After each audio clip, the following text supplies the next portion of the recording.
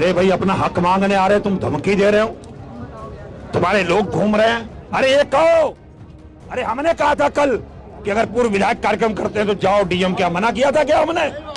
लोगों को 800 के घरों पे तलवार लटक रही है, लोगों को नींद नहीं आ रही है, खाना नहीं खा रहे हैं, डर चिंता हो गई है। और ऐसे वातावरण में जाकर के उन्हें रास्ता बताने की बजाय उन्हें मेरे खिलाफ भड़काने में लग गए।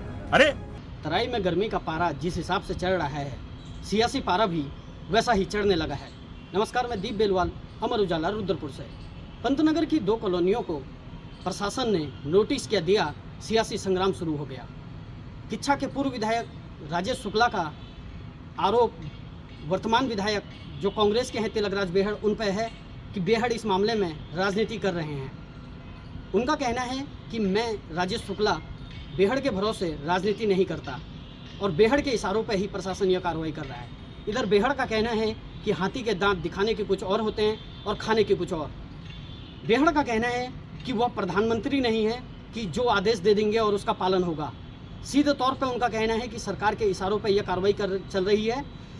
हालांकि इसमें असली वजह यह है कि जब पंतनगर के अंतर्राष्ट्रीय एयरपोर्ट का विस्तार हो रहा है तो ऐसे मौके पर राजनीति नहीं करनी चाहिए और प्रशासन का सपोर्ट करना चाहिए। कह रहा हूं, सत्ता का पूर्व विधायक भी इस बात को कह रहा है कि ये जमीन यूनिवर्सिटी की नहीं है। मैं सुन रहा था, मुझे खुशी हो रही है कि आप कह रहे थे कि मैं रुकवाऊंगा, अपनी जान दे दूंगा, बुलडोजर के आगे लेट जाऊंगा, तो समय बताएगा। शुक्ला जी, बुलडोजर के आगे कौन लेटेगा तो समय आने पर पता चलेगा।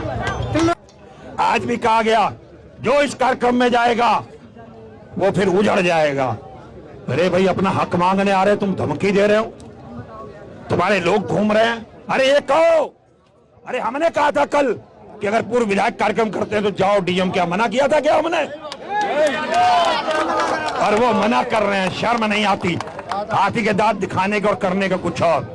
बोलते समय भूल जाते मैं क्या बोल रहा हूं, क्या हदें पार कर जाता हूं। चिंता मत करो, कोई हद पार करने की जरूरत नहीं है। शुक्ला जी से मैं कहना चाहता हूं चैलेंज के रूप में, आपने कहा था कि इनको पट्टे दिलाऊंगा, इनको पक्का करूंगा, आप इनको यहीं पे बसाओ, रोको, इनको मालिकाना हक दिलाओ। तिलकराज बेहड़ तुम्हारे घर पर जाके तुम्हारे हाथ डालेगा, स्वागत करेगा।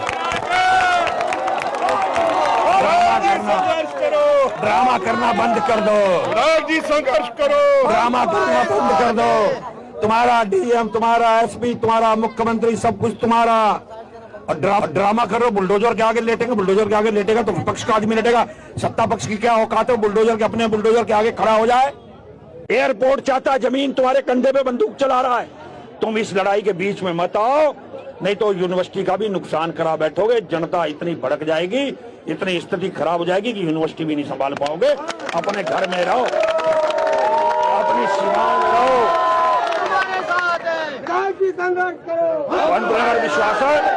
पंतनगर प्रशासन अपनी हदों में रहे, हदों में। लगता है तो ठीक है ना, हटाओ फिर इनको उसके बदले में, जैसे आपने बनभूलपुरा में सर्वे करा के दे रहे हो, जैसे हम लोग बिंदु खता में भी लोगों को राजस्व काम देने के लिए सरकार लगी हुई है। तो ऐसे ही जो लोग अगर आप हटा रहे हैं तो इनको कहीं ना कहीं जगह दें ताकि इनके आस्तियाने, इनके घर बसे रहें। मेरा ये भी कहना है कि इस पर राजनीति नहीं होनी चाहिए, हम सबको मिलकर काम करना चाहिए। मैं तो विधायक किच्छा पंतनगर के, जिन्होंने इस आपदा में अवसर ढूंढने लग गए। यहाँ आपदा आई हुई है, लोगों को 800 के घरों पे तलवार लटक रही है, लोगों को नींद नहीं आ रही है, खाना नहीं खा रहे हैं, डर चिंता हो गई है। और ऐसे वातावरण में जाकर के उन्हें रास्ता बताने की बजाय उन्हें मेरे खिलाफ भड़काने में लग गए। अरे इस नोटिस का जवाब देने के लिए वकील ढूंढ करके हम कानूनी लड़ाई भी लड़ेंगे, जैसे हमने नगला में लड़ी। और राजनीतिक रूप से भी हम अपनी सरकार को, अपने मुख्यमंत्री जी को, अपने मंत्रिमंडल को, अपने प्रशासनिक अधिकारियों को, अपने डीएम को, अपने वाइस चांसलर को कन्विंस करेंगे, समझाएंगे कि नहीं, इन गरीबों को हटाने की आवश्यकता नहीं है। और हम ऐसे ही सफल होंगे जैसे हम नगला में सफल हुए। जब आप मिनिस्टर थे, आपने इसी रुद्रपुर खेड़ा में झील बनाने के नाम पर हिंदू मुसलमानों को उजाड़ने का काम किया था। वो लड़ाई भी इस सेवक ने लड़ी थी, विधायक नहीं था। तो मैंने हमेशा, चाहे नगला हो, चाहे किच्छा हो, चाहे खेड़ा रुद्रपुर का हो, चाहे और हमारे क्षेत्र हो, जहाँ भी गरीबों को उजाड़ा गया। इसी संजय कुमार मस्जिद कॉलोनी के लिए भी मैं, जब नरेंद्र तिवारी जी मुख्यमंत्री थे, एक बार इनको उजाड़ने की बात आई थी, तब भी मैंने इसका विरोध किया था। अगर आप ये वीडियो YouTube पर देख रहे हैं तो हमारे चैनल को सब्सक्राइब कर बेल आइकन दबाएं और Facebook पर देख रहे हैं तो हमारे पेज को लाइक करें।